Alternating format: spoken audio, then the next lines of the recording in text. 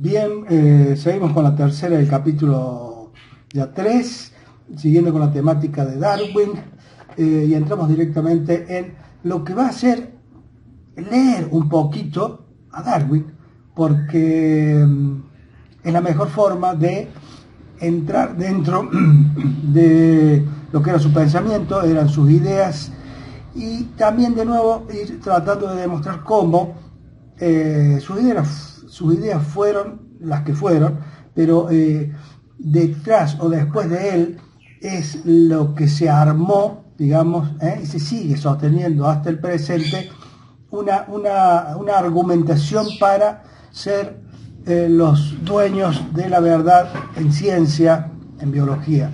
Así que entramos directamente en tema. Charles Darwin escribió un libro que fue El origen de las especies, siempre se lo llamó así, pero hay que aclarar que es una forma de comprimir, digamos, el título del libro, porque el título, cuando uno mira y ve el libro, si bien está escrito que es el origen de las especies, uno lo que puede ver es que, y como era en esa época, era clásico hacer los títulos de los libros eran mucho más largos. Entonces, si uno se fija detalladamente, lo que allí dice es sobre On of the Origin of Space, sobre el origen de las especies por medio de la selección natural, y sigue el libro. Entonces dice, sobre el origen de las especies por medio de la selección natural o el mantenimiento de las razas favorecidas en la lucha por la existencia. Y es la última parte del título, o sea, o el mantenimiento de las razas favorecidas en la lucha por la existencia, lo que realmente a la sociedad victoriana de Inglaterra en esa época más la atrajo, porque es una forma de justificar lisa y llanamente el esclavismo y el imperialismo británico, con todo su derecho de avasallar, digamos, personas y bienes en el mundo entero. Entonces, hay que romper el mito de que no es solamente el origen de las especies, sino entender todo el título. La verdad que la sociedad en ese momento no le interesaba tanto la ciencia o la explicación científica sobre el origen del hombre. Lo que realmente la atrajo era el tema de, bueno, que era una forma de explicar el mantenimiento de por qué razas favorecidas, o sea, ellos, los caucásicos, anglosajones, eran los favorecidos en esta lucha por la existencia. Acá quiero destacar otra característica que es fundamental para entender a Darwin. Darwin en todo momento habla de la lucha de la naturaleza, ¿no? Bien se lo ha llamado, posteriormente muchos científicos biólogos de fuste, lo que han dicho es que la biología de Darwin ha sido una biología de garras y dientes ensangrentados, porque Darwin en todo momento lo que hablaba era de que la lucha en la naturaleza, la lucha, siempre había que o destruir al otro o sucumbir uno. Y la verdad que esa es solamente una parte muy, muy, muy pequeña, en el sentido de que, es cierto, al ser los animales heterótrofos, es decir, que se alimentan de otros organismos, hay animales que, digamos, matan y consumen a otros animales. Pero primero, lo hacen solamente en la medida de la necesidad de supervivencia, y también otro que es, digamos, la competencia, por ejemplo, en el aspecto sexual, donde puede haber una competencia por una pareja.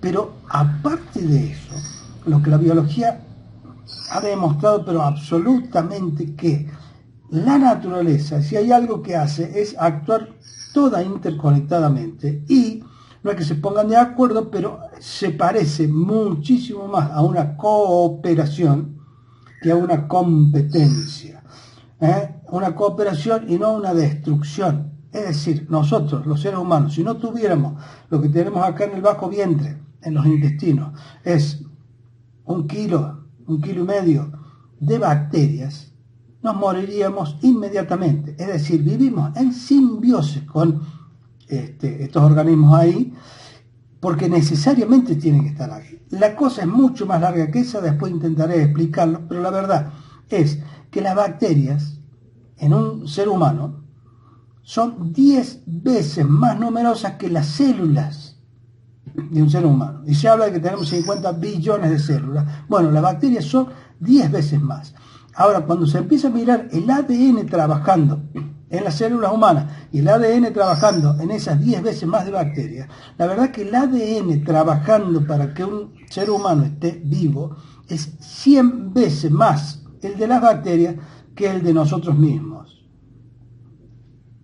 Digo, para ir cambiando toda la concepción de que esas bacterias son una especie de bichos terribles que hay que esterilizarse todo para que no haya ninguna bacteria ahí. No, 100 veces más están trabajando ellas que nuestras propias células para que nosotros nos mantengamos vivos. Bueno, sigo con Darwin. Aparte de esto, sería interesante empezar ya directamente a leer a Darwin, porque en El origen de las especies es un libro que todos los biólogos o quienes enseñan la biología hablan de El origen de las especies de Darwin, pero ninguno lo ha leído. Y realmente, o sea, cuando uno se toma el trabajo de leerlo, lo que encuentra es, primero, bueno, es un libro pesado, porque sería la retórica de la época, da vueltas y explica las cosas en forma parcial y salta de un tema a otro, no tiene ninguna organicidad ni ningún orden, como que era un aficionado este señor a la biología. Pero hay que destacar que ni siquiera él, en el libro, ni siquiera él sabía que estaba hablando de evolución. Es decir, fue recién en la 5ª edición, cuando un señor, amigo de él, zoólogo, que fue a la postre el gran defensor de Darwin, que es Thomas Henry Huxley, este señor fue el que lo llamó, le aclaró y le dijo, mire, hay que incluir ahí la palabra selección natural, porque hasta ese momento, hasta esa edición, Darwin hablaba todo mezclado y la verdad que no hablaba directamente de selección natural. A veces seguía la línea, digamos, la concepción religiosa para explicar, a veces seguía la línea de Lamarck, que en Francia ya hacía muchísimos años había hablado de esto de que los organismos varían, evolucionan y cambian, y otras veces hablaba de una especie de lo que después se cristalizó en la palabra selección natural. Pero hay que subrayar que tan claro no la tenía el hombre. Y recién, como digo, en la 5ª edición ya agrega selección natural y no mucho más que eso. Ahora, cuando uno sale de ese texto, que es el más famoso y el que siempre se menciona, sobre todo en los libros de texto para enseñar a las generaciones futuras, encuentra otro librito que de alguna manera es de lo que digo, es de esos libros ninguneados, o no ocultos directamente, pero sí que no se hable de él, porque la verdad que, y lo vamos a leer, y después prefiero leerlo y después hablar respecto de él. Este librito es este que vamos a ver acá, que es, se tituló El origen del hombre, la selección natural y la sexual, por Charles Darwin. En este libro, Darwin ya se explaya más respecto a las ideas que hay que aclarar también, no solamente eran de Darwin, sino que en la época estaba, digamos, bastante afianzado esto, pero bueno, esto lo ha escrito Darwin, digamos, es lo que él nos dejó, y vamos a leer un poco de ellos. Si el sistema me lo permite, voy a abrirlo para leerlo. Dice acá don Darwin en este libro que es El origen del hombre. En este caso está hablando del tema del control de las personas de acuerdo a sus cualidades. Y dice así: con respecto a las cualidades morales, Aún los pueblos más civilizados progresan siempre eliminando algunas de las disposiciones malévolas de sus individuos. Veamos, si no, cómo la transmisión libre de las perversas cualidades de los malhechores se impide o ejecutándolos o reduciéndolos a la cárcel por mucho tiempo. Dice un poco más adelante, en la cría de animales domésticos es elemento muy importante de buenos resultados la eliminación de aquellos individuos que, aunque sea en corto número, presenten cualidades inferiores. Creo que más claro no lo podría expresar, en este caso, digamos, salido de su particular oscuridad, pero claramente expresa su idea respecto a cómo hay que controlar, ¿sí?, las disposiciones que llama disposiciones malévolas de los individuos, sea ejecutándolos o mandándolos a la cárcel por mucho tiempo. Bien, este es solamente una mención del libro. Yo quiero ahora hacer la lectura de otra parte de este libro, El origen del hombre, donde Darwin se refiere directamente a las mujeres.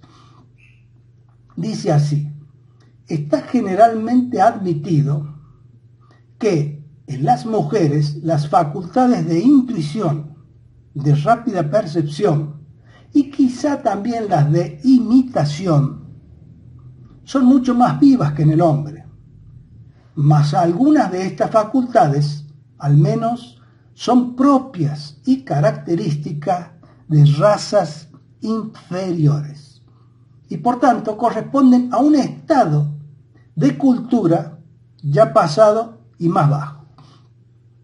Sigue diciendo un poquito más adelante. Por consiguiente, podemos inferir que la ley de la desviación de los tipos medios, tan bien expuesta por Galton en su obra sobre el genio hereditario, que si los hombres están en decidida superioridad sobre las mujeres, en muchos aspectos, el término medio de las facultades mentales del hombre estará por encima del de la mujer. Charles Darwin, El origen del hombre. Creo que huelga hacer cualquier comentario, simplemente que cada uno saque sus conclusiones respecto a las ideas de este señor. Y voy a leer por último un texto más que es también de este libro, El origen del hombre, y donde claramente, bueno, esto muchos autores se han expedido sobre él.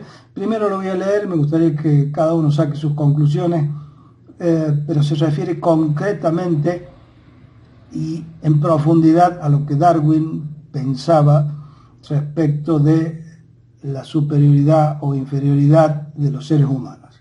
Dice así don Darwin: llegará un día, por cierto, no muy distante, que de aquí a allá se cuenten por miles los años en que las razas humanas civilizadas, o sea, ellos, habrán exterminado y reemplazado a todas las salvajes por el mundo esparcido. Y entonces la laguna será aún más considerable, porque no existirán eslabones intermedios entre la raza humana que prepondera en civilización, a saber, la raza caucásica, o sea, ellos, y una especie de mono inferior, por ejemplo, el papión. En tanto que en la actualidad la laguna solo existe entre el negro y el gorila. Charles Darwin, El origen del hombre, página 156 de este libro. Considero que este giro, lo escrito, digamos, en este párrafo, por Darwin simplemente es una porquería intelectual. No me merece otra calificación que esa, pero bueno, el hombre apostaba claramente a que las razas humanas civilizadas, o sea, ellos, exterminarían y reemplazarían a todas las razas salvajes por el mundo esparcido, es decir, los negros, los amarillos, los latinos y a quien a usted se le ocurra. Está escrito ahí, página 156, El origen del hombre. Si bien Darwin no fue contemporáneo de Adolf Hitler, sí el que fue el libro donde se basó Hitler para fundamentar sus ideas. En ese libro claramente, que es Mi lucha, en ese libro claramente Hitler hace alusión a las ideas de Darwin. Es decir, no es que Darwin haya influido directamente, ¿sí?, ni intencionadamente en lo que después hizo Hitler, pero sí es un hecho, y Hitler lo menciona en su libro, de que las ideas de Darwin fueron una condición, si bien no suficiente, sí fue una condición necesaria, ¿sí?, para que Hitler sacara las conclusiones y a partir de ahí hiciera lo que hizo. Es lo que siempre ha sido mencionado como en la historia, o sea, como darwinismo social. Si bien en la parte de biología se pretende negar que no, que eso no tiene nada que ver, que no es biología, pero es lo que ha dejado escrito Darwin, es lo que ha dejado escrito Hitler, y la historia es por demás clara respecto a lo que sucedió, o sea que no hay mucho más que aclarar respecto a esto. Bien, otra de las cosas, ya para ir terminando, es que las ideas de Darwin fueron celosamente y ferozmente defendidas por un grupo que después que podemos decir en principio serían los defensores de las ideas de Darwin, y entre ellos destaca un señor que se llamó Thomas Henry Huxley, que se le menciona como el bulldog de Darwin, por cómo lo defendía. Él lo defendió también en todo un debate que se hizo con el obispo ahí en Inglaterra, al cual a ese debate, miren qué curioso, Darwin no fue, no debatió, pero sí fue Thomas Henry Huxley quien debatió para sostener toda esa ideología y digamos armar, digamos, todo este esquema de pensamiento científico para cada uno sacar sus conclusiones para defender ciertos intereses. Este señor Thomas Henry Huxley fundó lo que se llamó el X Club. Ese X Club era un grupo muy selecto de personas muy influyentes en el gobierno, en la política inglesa de Inglaterra de esa época, y que también se lo encuentra a pocos años fundando lo que hasta el presente sigue, que es la revista Nature o Nature, que es una de las revistas más importantes, ¿no?, en ciencia del mundo.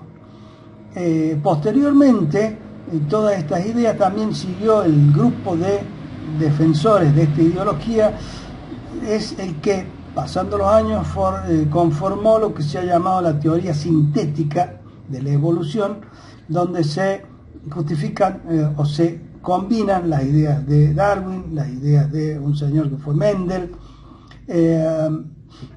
y otros autores, hasta que se defiende hasta el día de hoy. Es decir, se defiende y se postula y se nos vende y se enseña como la única verdad,